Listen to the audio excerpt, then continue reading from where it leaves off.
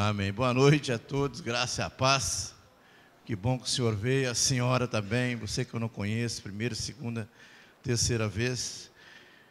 Sejam, como diz o pastor Emerson aí, bem atentos, né, à vontade. E a gente sabe que pelas letras, não sei se foi já pelo tema que sabiam ou como é que foi, mas as letras foram, né, falando dentro do tema, né, a esperança na tribulação. Nós temos falado algumas vezes, né, o pastor Emerson parece que pregou domingo passado também, falando mais ou menos dentro desse assunto, né? E a gente pensa assim, por que isso, né? Não é porque é fim de ano e nós queremos terminar nosso ano bem, né? Animados, para frente. É porque a batalha, a luta, as dificuldades fazem parte da nossa vida. Faz parte, não tem como você desassociar a sua vida de conflitos, de dificuldades, não tem como. A nossa vida está em teste constante, né? Então existe aí uma ação contra nós e também Deus trabalha dessa forma na nossa vida também, permitindo situações de prova, né? Então hoje nós vamos ler ali o Salmo 126, do verso 1 ao 6, abra lá. E eu quero começar falando aqui sobre a importância dos símbolos, né? O que é o símbolo, simbologia, símbolos? Por exemplo, uma bandeira, né? A bandeira de um país é um símbolo que representa alguma coisa, né? Então representa o país, ou para algumas bandeiras, uma ideologia, né? Algumas bandeiras que são famosas mundialmente aí, né? Tem algumas que você, só de olhar para ela, você sabe o que ela representa, né? Que época, que tempo, o que aconteceu em torno daquele símbolo ali. É uma coisa que tem a sua importância, além de ideologia, simboliza talvez coragem, simboliza fé. A gente olha para aquele símbolo ali, simboliza alguma coisa de grandeza, né? De superioridade, né, de domínio, poder, né? Então, e as figuras são mais variadas, né? Algumas delas é um sol, uma lua, sim, coisas aí de estrelas, né? Algumas tem cobras como símbolo, outros é o leão, a águia, né? Cordeiro, uma bem conhecida para nós, a cruz, que é um símbolo que nós conhecemos muito bem.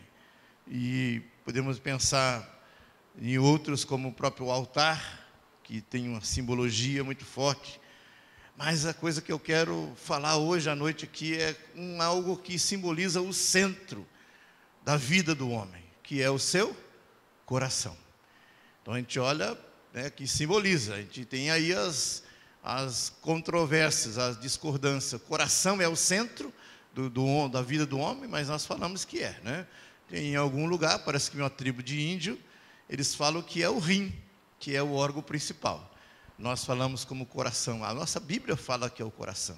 Entrega o teu coração, né? Então, o coração, ele também é um símbolo, né, que representa aí aquilo de centro da nossa vida, nosso órgão, essa parte mais importante do nosso físico, do nosso corpo. Então, vamos ler o Salmo 126, de 1 a 6, e falando aqui da nossa esperança na tribulação. Quando o Senhor restaurou a sorte de Sião, ficamos como quem sonha. Então a nossa boca se encheu de riso e a nossa língua de júbilo. Então entre as nações se dizia: grandes coisas o Senhor tem feito por eles. Com efeito, grandes coisas o Senhor fez por nós. Por isso estamos alegres.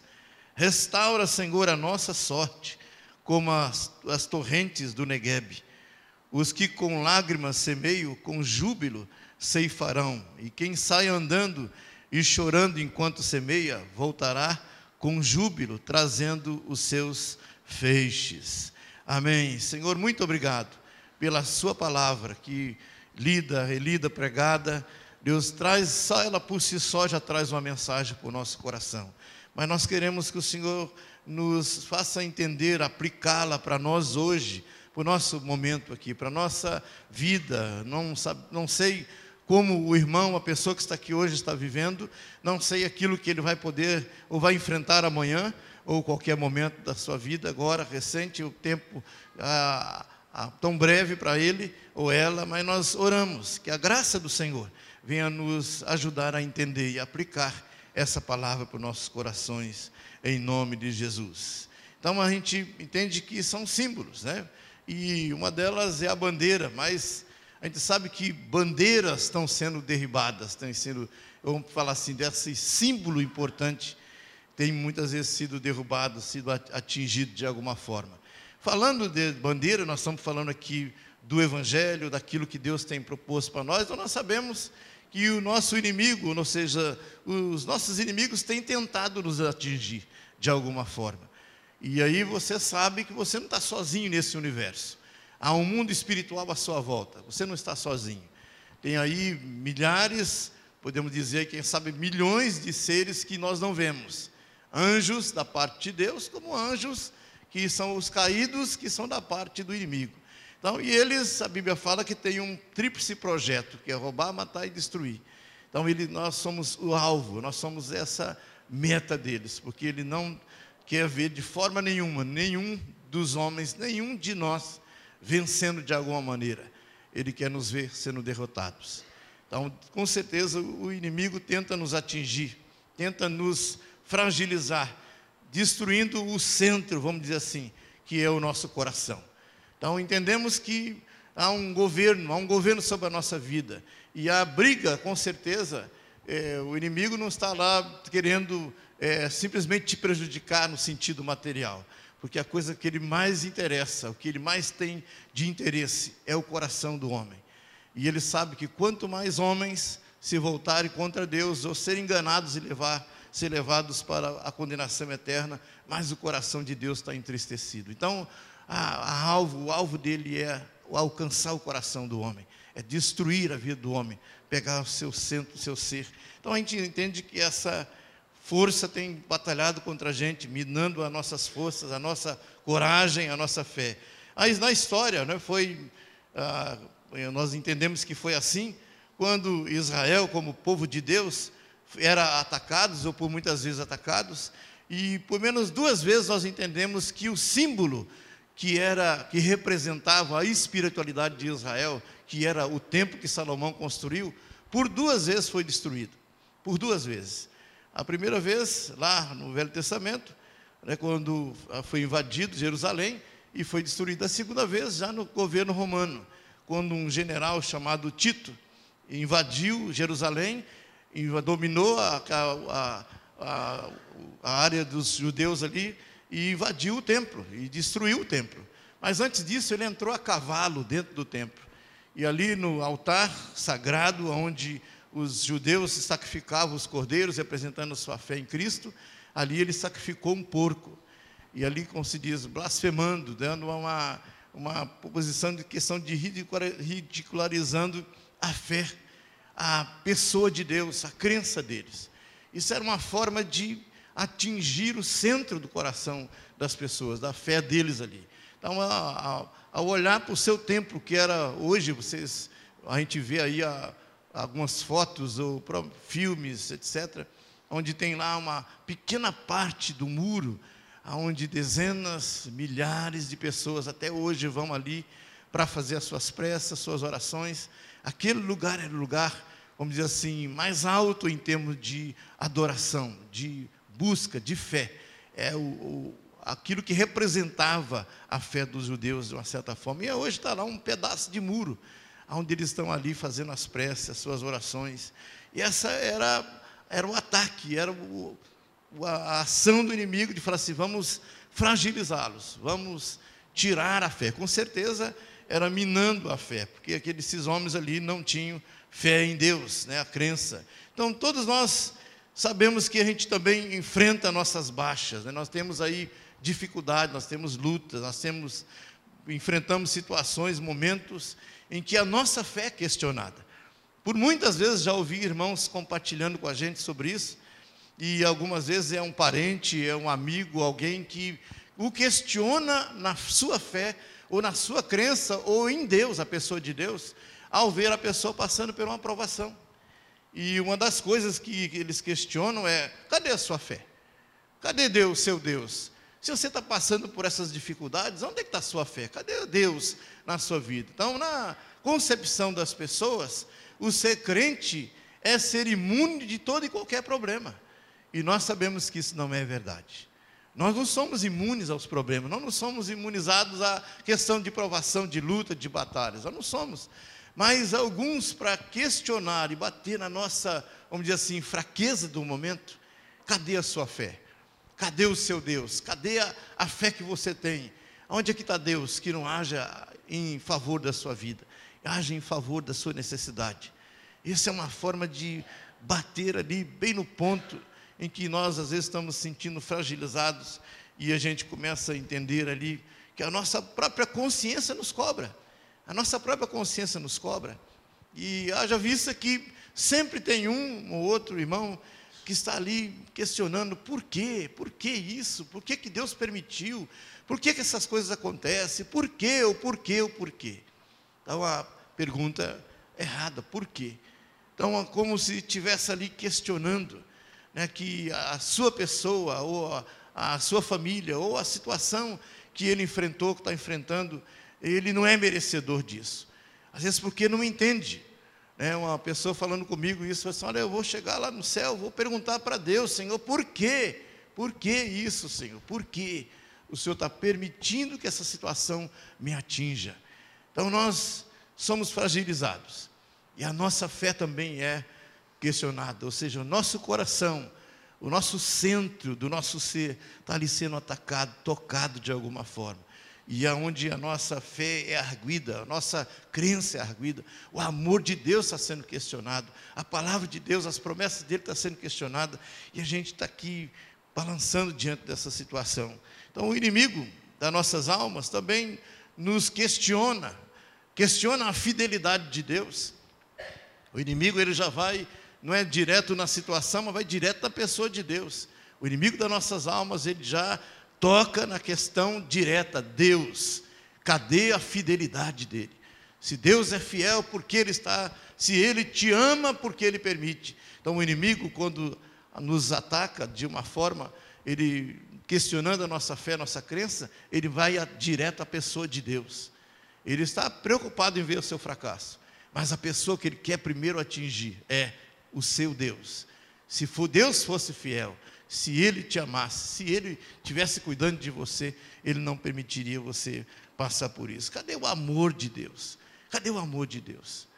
Se ele te ama, por que essas coisas acontecem? Então a gente olhando para nós e pensando nas coisas que nós enfrentamos, porque nós sofremos baixas, nós muitas vezes somos atingidos, e diante dessa situação de prova, de luta, como já temos falado já há 2 domingos agora, né? Em seguida, pensando que é uma necessidade de um pensamento de renovação. Pensamento de renovação. Nós precisamos ser renovados na nossa vida de fé. Nós precisamos estar vivendo renovação. A nossa vida não pode ser uma constância no sentido de mesmice, não é constante no prosseguir, mas não naquela constância de mesmice, que a nossa vida deixa de ser aquela esperança, essa vida de crente, aquela vida de que não temos novidade em Cristo. Aquilo que a Bíblia fala da novidade do Evangelho, nós não vivemos isso. O Evangelho não passa a ser a novidade, passa a ser algo, vamos dizer assim, o normal de cada dia, o trivial. E aí nós precisamos de viver renovação, precisamos de viver, como se diz, a nossa esperança sendo renovada. Ao vencer das tribulações, onde que a nossa esperança está sendo renovada, a nossa fé sendo renovada, né? O nosso altar sendo restaurado, o nosso coração sendo restaurado diante de Deus, sendo levado ao quebrantamento e em experiência com Deus, que a gente fala: Deus, muito obrigado pelo aquilo que nós estamos passando. Eu me lembro quando o pastor Emerson estava internado, né, na UTI, e eu preguei uma mensagem aqui sobre alegria nas tribulações. né? E nos 2 domingos anteriores, acho que antes dele receber a alta, e eu preguei sobre a alegria na tribulação. E do momento que ele veio dar o testemunho, então eu peguei o microfone aqui e falei na frente de irmãos. Quando eu preguei aquela mensagem, alegria nas provações, nós sabíamos de tudo que ele estava passando, nós sabíamos de toda a situação que ele estava vivendo, mas eu estava falando de quê mesmo?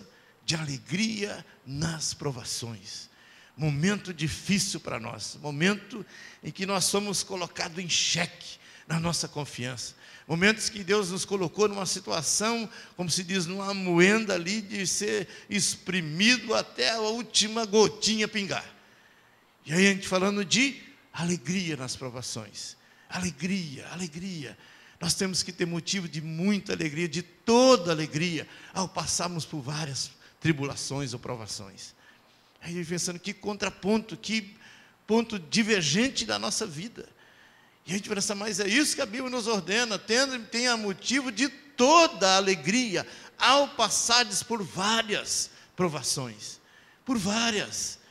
E a gente olhar para nós e falar, Deus, obrigado, porque a minha vida está sendo renovada, a minha fé está sendo renovada, o meu coração está sendo renovado, a minha esperança está sendo renovada. Diz eu, muito obrigado, Senhor, porque a gente tem entendido isso, né? Agora vendo o meu cunhado falecendo, que foi essa experiência última agora que nós vivemos, de vê-lo sendo definhado em alguns meses, em cerca de 10 para 11 meses, ao saber da notícia do câncer até o seu falecimento. A gente acompanhar os momentos ali e olhar para a vida dele. Vocês que acompanharam em oração também, sabia que a nossa oração é: Deus, salve aquela vida em primeiro lugar, salve, se for da sua vontade, cure. A gente orava incessantemente, acredito que muitos oraram, e foi a oração primeiro pela salvação da alma dele.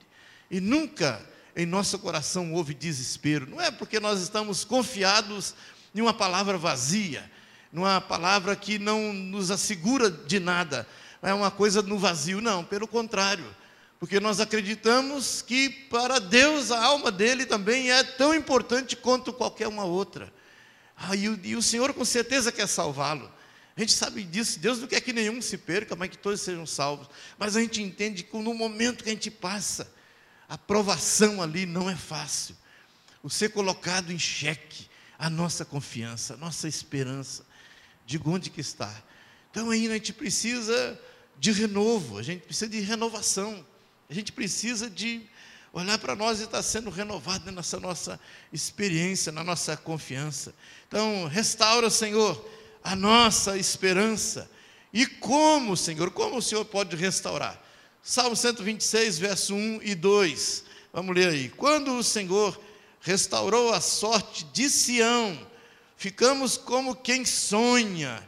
Então a nossa boca se encheu de riso e a nossa língua de júbilo. Entre as nações se dizia: grandes coisas o Senhor tem feito por eles. Então o verso 2 diz: então a nossa boca se encheu de riso e a nossa língua de júbilo. Então entre as nações se dizia: grandes coisas o Senhor tem feito por eles. Há uma alegria. Digo, como a restauração? Eu fico pensando, e uma das coisas que eu acredito que Deus quer compartilhar ao nosso coração, a Maria Lúcia falou hoje de manhã aqui sobre a paz de Deus no coração, a paz. Agora essa paz, ela produz, ela tem um outro efeito na alma da gente também, gente.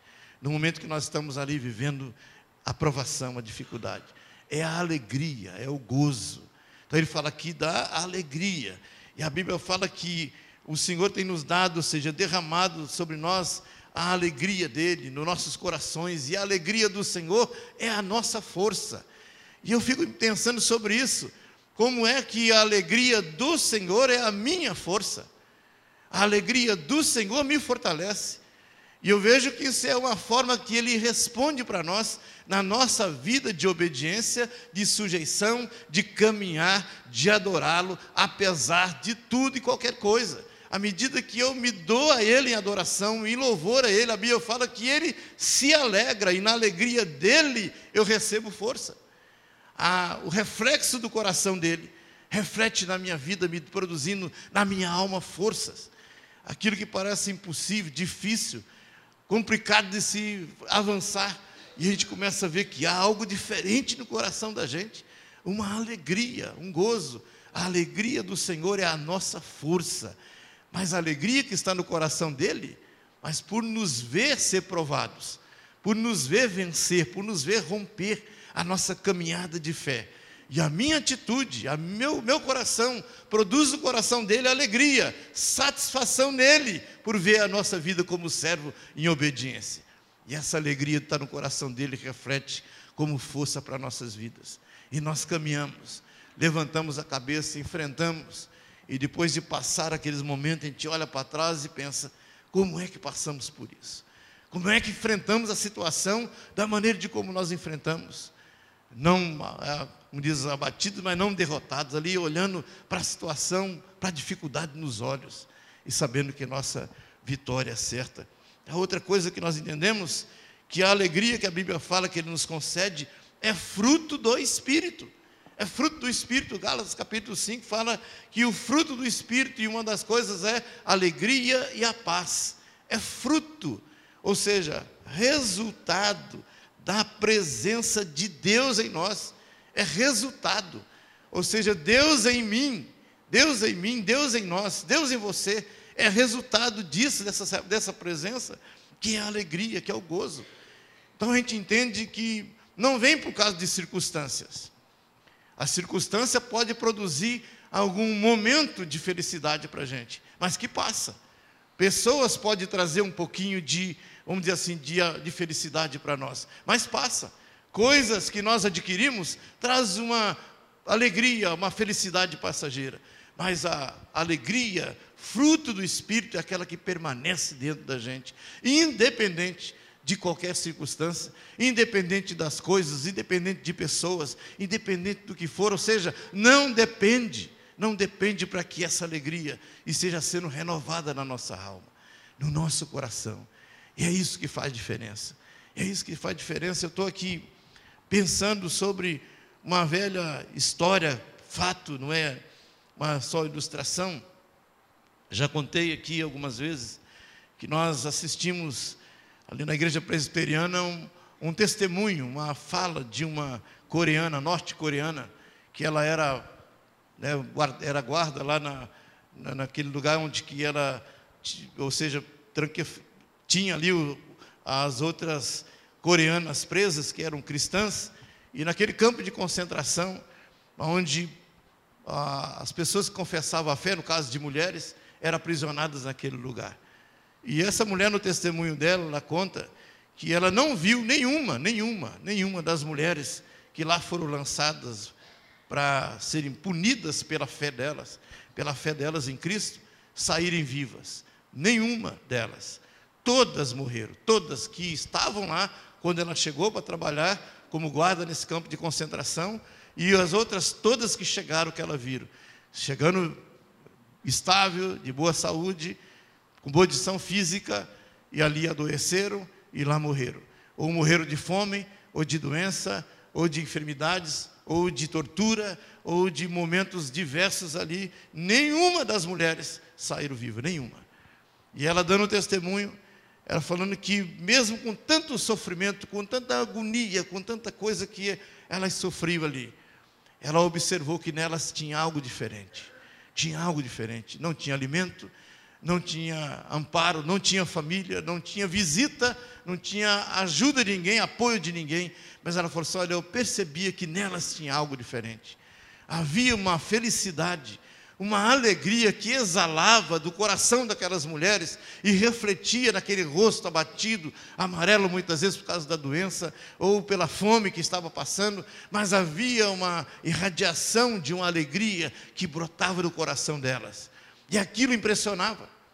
E aquilo impressionava aquela mulher.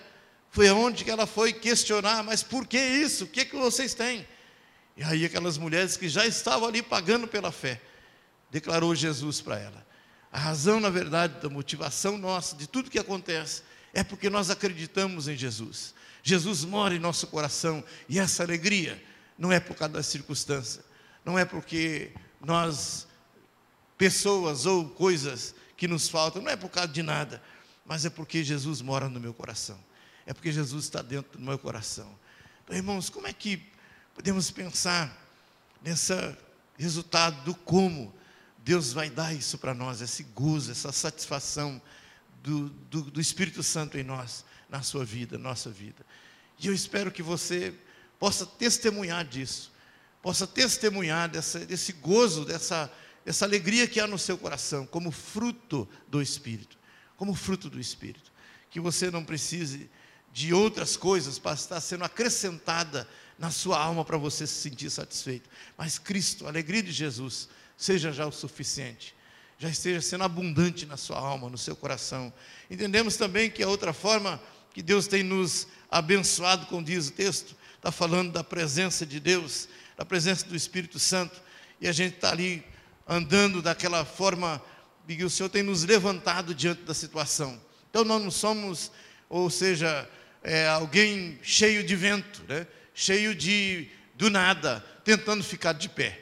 Você já viu o saco vazio parar em pé? Não consegue. Então alguém cheio do nada tentando ficar de pé. Na verdade a gente está cheio sim da presença de Deus, e a presença do Espírito Santo em nós é que nos coloca de pé.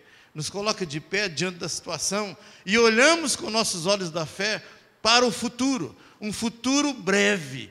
E aí estamos falando da esperança daquilo que está no coração da gente, um futuro breve. A presença de Deus nos coloca de pé diante de tudo e qualquer coisa que venha contra nós. Nos coloca de pé, nós nos colocamos de pé, com os olhos de um futuro breve. Nós entendemos que é breve, porque Deus tem marcado o tempo dele. Ele tem marcado o tempo.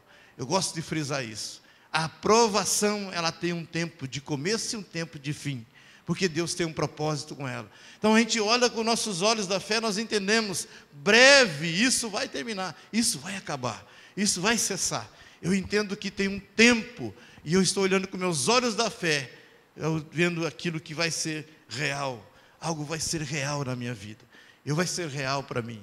Eu vou obter essa vitória em Cristo Jesus, eu vou ter a vitória sobre aquilo que eu estou sendo provado.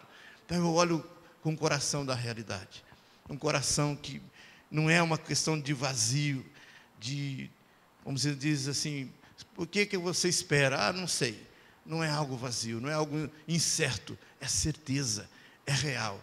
A fé é a certeza de coisas, não é isso? A fé é certeza. Então, quando nós olhamos para a nossa experiência cristã, nossa vida de fé, temos que estar vivendo assim.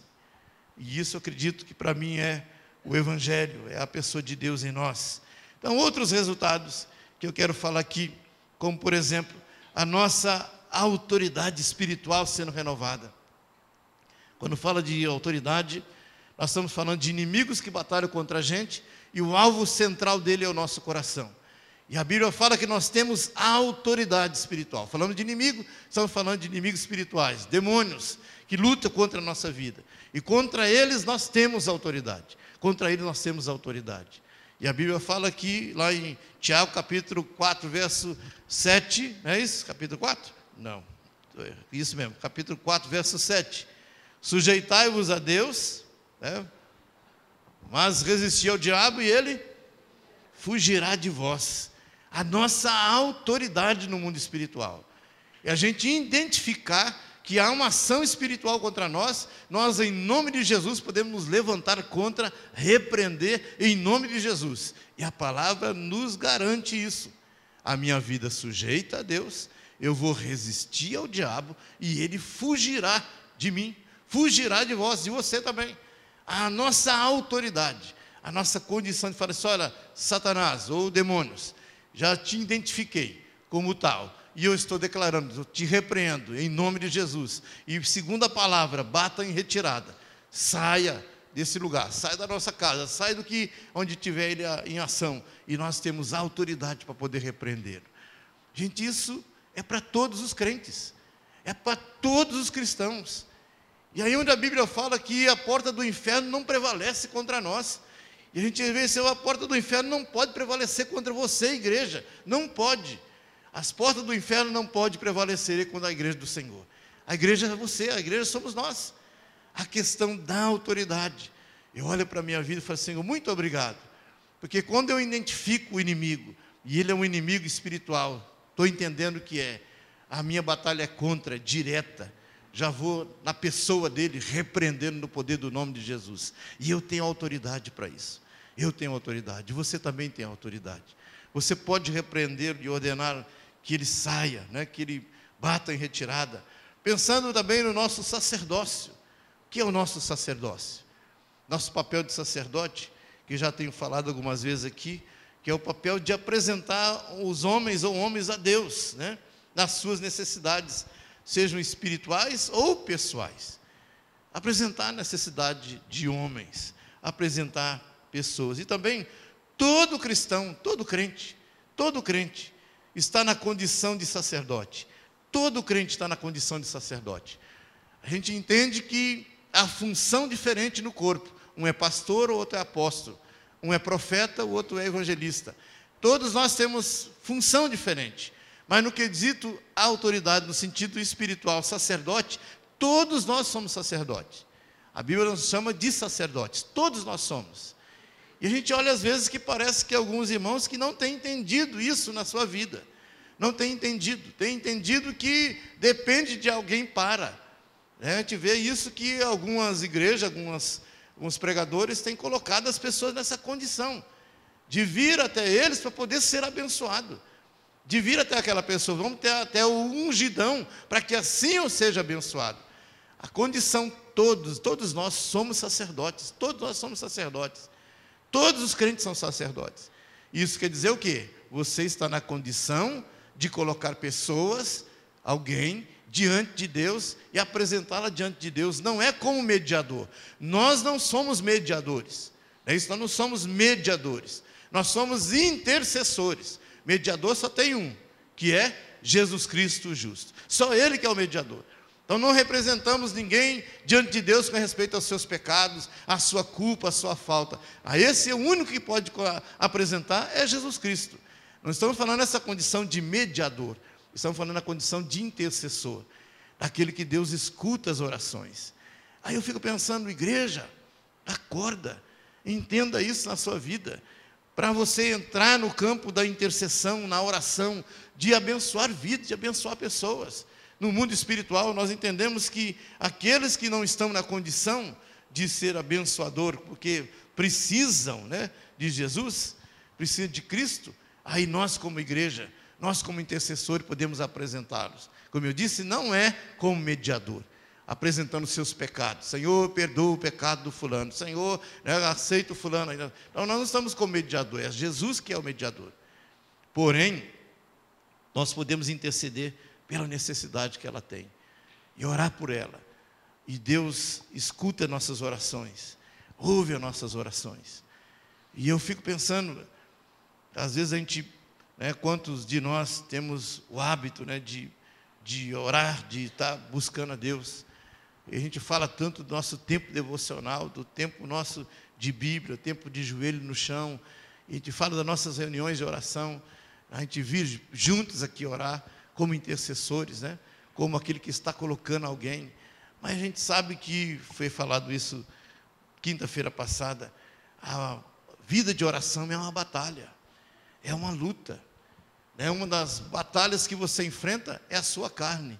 A Bíblia fala que a nossa carne milita contra o Espírito. Então a carne milita contra o Espírito contra a carne. Então um dos campos que nós temos somos às vezes derrotados, é contra a nossa própria carne. Às vezes nós desculpamos com respeito ao tempo, que nós não temos. Nós nos desculpamos nas nossas atividades, nós nos desculpamos nisso, naquilo outro, e aí no final das contas, nós chegamos diante de Deus, Senhor, a verdade é que nós não temos tempo para o Senhor. E a gente é atarefado demais, nós estamos com tanta coisa para fazer, porque nós não temos tempo para o Senhor. Então a gente não quer admitir que estamos sendo derrotados no campo da carne. Então o tempo é uma dificuldade. A questão física, canseira, é uma dificuldade. Porém, a maior dificuldade está na nossa carne. A nossa carne tem nos vencido. Ela tem nos levado para o ponto da nossa zona de conforto, nosso lado de descansar ali. Ou seja, como diz, eu invento outras desculpas para não estar no meu lugar de oração, para não estar intercedendo. Essa igreja entendesse isso, o papel dela de intercessor, o papel dela de oração, de estar colocado na brecha, estar ali orando, não mediando, mas intercedendo por vidas, por pessoas. Já pensou? Se a principal reunião nossa não fosse domingo à noite, fosse a nossa reunião de oração, fosse a reunião de oração onde os irmãos iam atravessar o tempo ameaçando a chuva, seja o calor, o que fosse, vencendo as dificuldades que nós temos para estarmos juntos em oração. Eu entendi que vidas dependem das minhas orações, vidas dependem da minha intercessão, vidas estão dependendo que eu ore por elas, que eu esteja intercedendo por elas. E se você é alguém que tem um hábito de oração na sua vida pessoal, amém, continue, persevere. Mas eu gostaria de convidá-los a estar participando das reuniões de oração. Nós esquecemos, a vez de avisar aí que as terça-feiras as mulheres, elas estavam orando, está em recesso? Não, está em oração às 15 horas. As orações de manhã, às 7 horas até às 8 da manhã, está aberta aí para todos que puderem e quiserem orar. Às quintas-feiras, a gente buscar em oração.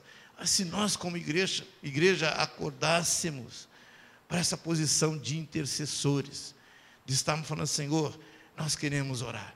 Eu entendi isso na minha vida. Eu sou um abençoador. Eu sou alguém que possa estar com as minhas mãos estendidas e abençoando, declarando a vitória para vidas, pessoas. Eu sou um abençoador. Eu sou aquele que estou intercedendo. Então, a outra coisa que entendemos que Deus tem feito para nós é a colheita com júbilo, né? A colheita com júbilo. O texto que fala aqui no verso 4, restaura, Senhor, a nossa sorte, como as torrentes do Negueb. Então, o Negueb, uma região em que, período de tempo do ano, que virava um deserto, secava tudo, né? E ali era aquela seca total. Quem olhava para aquele espaço, para aquele lugar, é impossível plantar alguma coisa naquele lugar, é impossível semear alguma coisa naquele lugar. Mas tinha um tempo em que os Alpes, os lugares onde se congelava, né? E vinha o calor, o tempo quente, e aqueles gelos ali eram derretidos. Então eles vinham passar por aquele lugar. Mas fala que essas pessoas aqui com lágrimas semeavam, e com júbilo ceifarão, né? Aqueles que andando e chorando enquanto semeia, voltará com júbilo, trazendo os seus feixes. Então está falando do tempo em que a seca predominava ainda. Ou seja, havia um tempo em que não tinha como acreditar que naquela terra pudesse brotar alguma coisa, mas as pessoas tinham que acreditar. Só que eles conheciam o fenômeno, né? O fenômeno de que ia ter os desgelo lá, e a água ia regar aquela terra, e eles podiam plantar, podiam regar a terra e fazer a colheita. Mas tinha aquele tempo da seca, aquele tempo que eles tinham que enfrentar a situação da seca.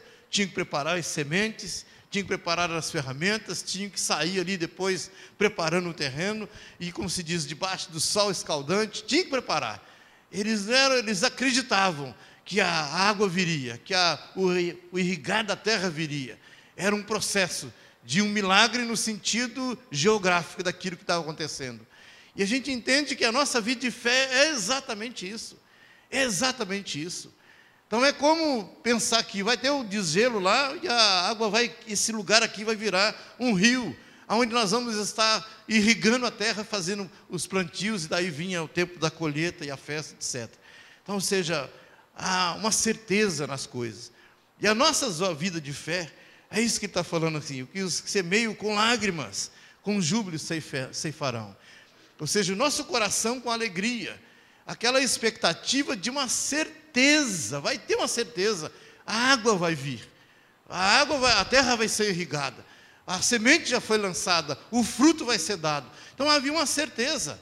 E isso que a Bíblia está fazendo uma comparação com o nosso coração, com a nossa visão de fé, a sua visão de fé. E eu acredito nisso. Eu acredito que Deus é comigo. Eu acredito que Deus está declarando para mim a sua fidelidade, o seu amor, e Ele não vai negar a si mesmo. Eu acredito que Deus vai fazer, Ele está fazendo, eu acredito nisso. E à medida que nós caminhamos na provação, caminhamos no meio da luta, caminhamos sem ver a situação de mudança, mas nós acreditamos que o nosso Deus é fiel, Ele vai agir em favor. Nós andamos contrário àquilo que nós vemos, andamos contrário à situação que diz para nós: não acredite, não tem vida nesse lugar, mas Ele vai gerar a vida, Ele vai fazer a mudança. E quando a gente pensa sobre isso, as orações da gente por salvação de pessoas, nós estamos orando, a gente vê isso, de vez em quando, né, eu me lembro de um irmão que a irmã falava com a gente que, pastor, meu marido é impossível de converter, aquele ali, pastor, é impossível, pastor, é impossível, impossível. Um dia, sem que ela soubesse, ele se arrumou no domingo à noite e veio para o culto, e a maior surpresa para ela foi, ela ver o seu marido assistindo o culto ali, sentado do lado dela. Ela ficou meio abismada com aquilo. Mas como é que pode? Um homem que parecia uma pedreira contra Deus, e difícil para Deus ganhar, a gente como homem impossível, não tinha como influenciar em nada na fé, e está lá aquele senhor sentado agora do lado da esposa, e dado o momento, a palavra, a pregação, feito o apelo, ele levanta a sua mão, entregando o coração dele para Jesus, e veio à frente para entregar o seu coração para Jesus. E foi uma festa para o coração da esposa, uma festa para nós, igreja. E quem sabe se lembra desse caso que eu estou contando, entre tantos que a gente podia contar, é o esposo da irmã Esther, né? O Geraldo Parelheiro. Irmã Esther, estou falando a verdade? Não é verdade? Aquilo que parecia impossível, é uma coisa esturricada, como se diz: cadê o lado?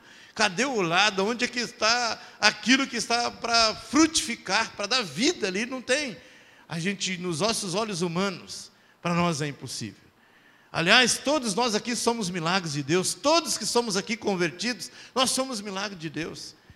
Então a gente tem que acreditar nisso. Eu costumo brincar assim: se Deus me alcançou, para Ele, alcança qualquer um. Alcança qualquer um. É verdade, às vezes você fala isso de você. Se Deus te alcançou, alcança qualquer um. Sabe o que quer dizer isso?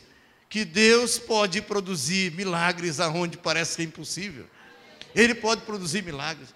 Ele vai transformar corações e vidas. Então, nós olhando nesse sentido, falamos: Deus, eu acredito nisso, nós acreditamos nisso. A olhar para a situação, Senhor, nós acreditamos que o Senhor pode derramar da sua água, essa água da vida, essa água que gera a vida, que é Jesus Cristo, no coração e almas. E nós entendemos isso, e nós semeamos com lágrimas, e nós vamos chorar diante de Deus por isso. Quantos estão chorando aí pela esposa, pelo marido, pelos filhos, irmãos pelo teu irmão, filhos pelos pais, que estão em intercessão e chorando, clamando diante de Deus, e às vezes não está vendo sinal nenhum de esperança, mas creia, Deus pode mudar. É o vício, Deus pode libertar. É o casamento que está uma pelinha, Deus pode restaurar. Aquilo que parece que está morto, sem vida, Deus pode gerar vida nisso. Tá, mas ele fala aqui que há uma lágrima, há um preço, há um valor, aquilo que nós estamos colocando, há um preço, nós estamos chorando literalmente. Então as coisas também não são a gente pensar assim: Deus é bom demais, e Ele então vai fazer. Deus é bom demais, né? Deus é bom demais mesmo, mas não é assim, dessa forma. Então acredito que Ele olha para o nosso coração e vê como nós correspondemos com isso. Nós entendemos que Ele é bom mesmo, misericordioso, Ele é graça pura, porém a coisa não é: Deus é bom demais, e as coisas acontecem na hora que Ele quer, como Ele quer. Mas Ele fala que depende, não, o milagre da salvação daqueles que vão ouvir do Evangelho. Como é que ouvirão se não tem quem pregue? Não é isso? Como é que eles vão ouvir o Evangelho se não tem quem pregue? Como é que eles vão ser alcançados se não tem quem vai falar do amor de Deus, compartilhar? E algumas vezes, ou muitas vezes, é com preço mesmo, é alguma coisa que nós temos que pagar. E como alguns estão fazendo aí pelos seus familiares, chorando diante de Deus. Eu espero que você esteja chorando. Eu espero que você esteja com lágrimas diante de Deus. Sabe, esteja derramando seu coração, a sua alma, por vidas que estão aí perecendo, que estão aí clamando pela misericórdia, sabe, clamando pelo um favor. E às vezes estão pensando nenhuma coisa humana, mas o que eles precisam de Deus no coração. Às vezes, quantos de nós estamos aí semeando com lágrimas, mas estamos sabendo que aqueles que semeiam com lágrimas, com júbilo, vão ceifar. Então há um preço da nossa alma, um preço do nosso coração. Então a gente prepara a semente, vamos lançar a semente, vamos fazer aquilo que temos que fazer em prol de vidas. Então a gente tem tido experiência de evangelismo, né? Falar de Jesus para algumas pessoas, e a gente olhar para a pessoa parece que é impossível, né? E eu estava sempre falando isso com a pessoa, digo, olha, eu acredito em milagre, por isso que eu falo, eu acredito em milagre, por isso que eu prego, por isso que eu anuncio o evangelho. Então, você acredita em milagre? Então, faz a sua parte, o terreno está seco, o lugar parece que não tem vida, faz a sua parte, porque Deus no tempo dele vai fazer o resultado, que é o milagre dele. Então, com certeza. Então, gente, cada experiência que temos com Deus é a nossa esperança sendo renovada. Cada experiência que nós vivemos, cada experiência a gente vai sendo renovado na nossa esperança, na nossa vida com Deus. Por isso que a sua vida não pode ser mesmice. A sua semana passada foi igual a do ano passado e assim por diante. A gente olhar para a nossa vida, o que é que tem de novo, né? Tem de novo. Eu fico preocupado com algumas pessoas que têm vindo de outras congregações para a nossa congregação aqui. E algumas chegam animadas, né? E vêm, gosta da igreja, gosta dos cultos, gosta da envolver da igreja. Daqui a pouco, cadê o irmão? Sumiu, não veio mais. Cadê o fulano? Já está meio ausente. E aí eu fico assim pensando, será que a igreja deixou de ser novidade? Já não é novidade mais, né? Aquilo que via deixou de ser novidade. Mas na verdade, o renovo tem que estar sendo no nosso coração. Isso é na minha vida cada dia. É na experiência que Deus te leva a cada dia para você viver no Senhor. A sua experiência de renovação. Eu tenho uma novidade, uma experiência nova com Deus hoje. A semana que vem ou amanhã mesmo posso ter outra nova com Deus. A minha vida vai sendo renovada nessa experiência, onde eu vou estar cada dia mais perto de Deus, mais perto do Senhor. O apóstolo Paulo, ele tinha, uma aproximação tão grande com Deus na vida dele, não só de oração, mas principalmente pelas experiências que ele tinha com Deus, que ele olhava para a vida nessa terra e falava assim, Senhor, eu desejo estar com o Senhor. Ele tinha uma vida na terra com o Senhor, uma experiência com o Senhor aqui na terra, como poucos já viveram com o Senhor. Com tudo que ele tinha de experiência com o Senhor na terra, mas o coração dele era estar com Deus. Ele vivia numa conexão tão próxima de Deus, que ele já se via já pulando para o outro lado, já indo para o outro lado.